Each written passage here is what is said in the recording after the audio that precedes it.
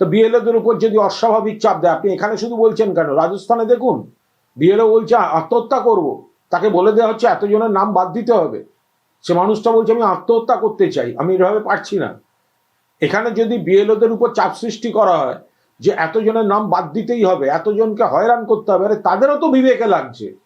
একটা বয়স্ক মানুষ, পরিচিত মানুষ, জেনুইন নাগরিক, তাদের বারবার ডেকে পাঠানো, অসুস্থ লোক তাকে ডেকে পাঠানো, একটা অস্বাভাবিক চাপ দেওয়া হচ্ছে বিএলওদের উপরে, এবং বিএলওরা সেই জন্যই ইস্তফার দিকে যাচ্ছেন।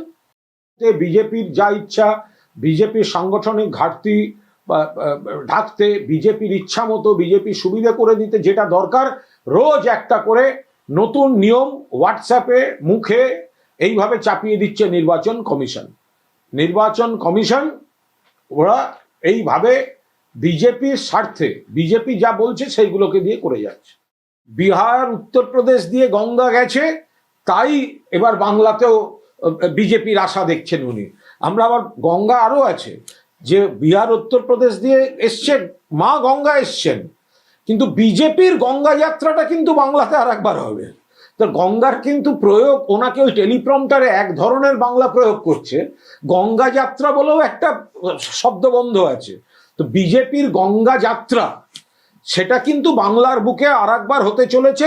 চতুর্থ তৃণমূল কংগ্রেস সরকার প্রতিষ্ঠার মধ্যে দিয়ে বিজেপির গঙ্গা যাত্রাটা বাংলার বুকেই হবে। অবাস্তব কথা বলছেন, যেগুলো বড় প্রজেক্ট আছে, আপনি ওপরে দেখুন তিস্তা প্রকল্প, আপনি নিচে দেখুন ঘাটাল মাস্টার প্ল্যান, আপনি গঙ্গা সংস্কার, এগুলো তো মূলত কেন্দ্রের প্রজেক্ট, কেন্দ্রকে টাকা দিয়ে করতে হবে। এটা আজকের ব্যাপার নয়, এটা দীর্ঘদিনের। এই যে সমস্যাটা গঙ্গার ভাঙন, এটা তো বারবার বারবার রাজ্য সরকার কেন্দ্রের দৃষ্টি আকর্ষণ করেছে, বারবার প্রজেক্ট জমা দিয়েছে। তারা তো বিমাতৃসুলভ আচরণ করে যাচ্ছেন, তারা তো করছেন। আজকে যিনি করছেন, ভোটের মুখে ডিস্টর্টেড তথ্য দিয়ে মানুষকে বিভ্রান্ত করার চেষ্টা করছেন। অভিষেকের রোড শো মানে সেটা একটা জনসমুদ্র, একটা ঘোষিত প্রোগ্রাম, জনসমুদ্র। এখন দেখে দেখে সেই সব দিনে যদি কেউ একটা স্ট্রিট কর্নারও করে, তাতে যদি কেউ ভাবে ওইটা ওই ওই ওই তুলনায় চারটি প্রচার পেতে পারি, প্রাসঙ্গিকতায় থাকতে পারি, সে কেউ করলে করবে।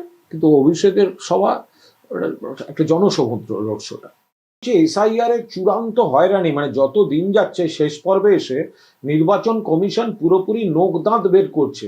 এবার মানুষের তো একটা সহ্য করার লিমিট আছে, এগুলো নিয়ে তো একটা তুমুল ক্ষোভ তৈরি হচ্ছে। সেই অশান্তির জেরেই এটা তো লোক খেপানো হচ্ছে, এবং এরা ইচ্ছাকৃতভাবে হয়রান করছে যে বারবার করব, তাতে যদি তিতিবিরক্ত হয়ে না আসে তাহলে ওই ছুতো দেখি তার নামটা বাদ দিয়ে দেবো, এই চলছে।